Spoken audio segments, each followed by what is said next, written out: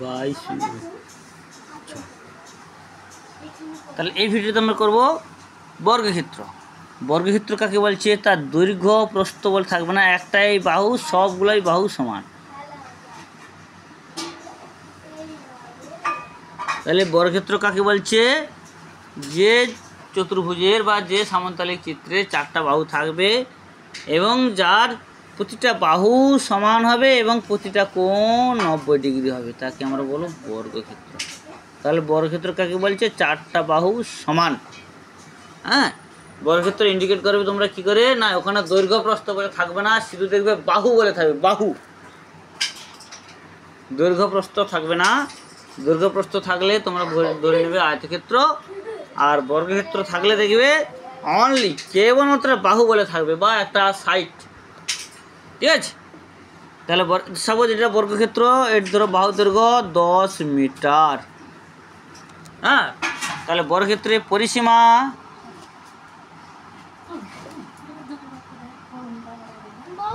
কি? চপ পরিসীমা 4 গুণিতক বাহু।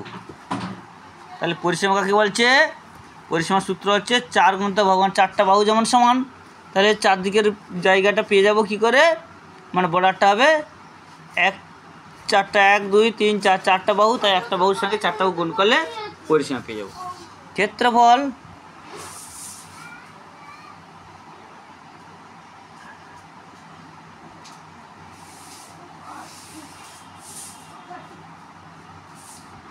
বাহু গুণিতক বাহু হচ্ছে ক্ষেত্রফল। এটা হচ্ছে এককটা হবে কি? বর্গ একক।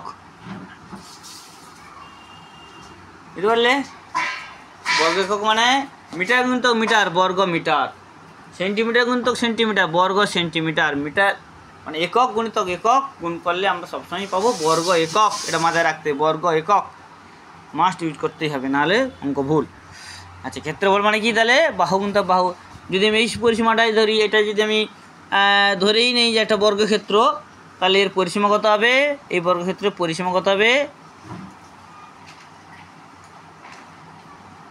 4 গুণিতক বাহু 4 গুণিতক 10, 10 4 40 মিটার হলো। আচ্ছা, ক্ষেত্রফল কি? বাহু গুণিতক বাহু সমান কি? বাহু গুণিতক বাহু মানে কি বলেছে? 10 × 10 সমান 100 বর্গ মিটার। এটা মিটার একক লিখেছি। বুঝতে পারলে? তাহলে বর্গক্ষেত্রের পরিসীমা আর ক্ষেত্রফল পেলাম। এবার দেখি ক্ষেত্রফল থাকলে বাহু কী করে পাবো? ক্ষেত্রফল আচ্ছা, বাহু কী করে পাবে? বাহু সমান, আচ্ছা, বাহুকে কী করবে? ক্ষেত্রফল যেটা থাকবে তাকে বর্গ করে দেবে। সাপোজ বাহু সমান কি? বাহু সমান রুট ওভার ক্ষেত্রফল। সরি, রুট বলা হচ্ছে, রুট বলবো মানে ওই বর্গ যাকে বলছি বর্গমূল বা বর্গ, এই বর্গমূলটাকেই আমরা বলবো রুট ওভার। বুঝতে পারলে? বাহু সমান কি মানে কি? বর্গ করবে আর কি। সাপোজ এটা ক্ষেত্রফল কত ছিল? 100, এর বর্গমূল। বর্গমূল তোমরা দেখে নেবে, ভাগ প্রক্রিয়া করতে পারো, উৎপাদক করতে পারো। 10 × 100, 10 গুণিতক 10 সময় একটা 10 নেবে, তাহলে এর বাহু কত হবে? 10 মিটার। বুঝতে পারলে? এবার পরিসীমা থাকলেও বাহু বের করতে হবে।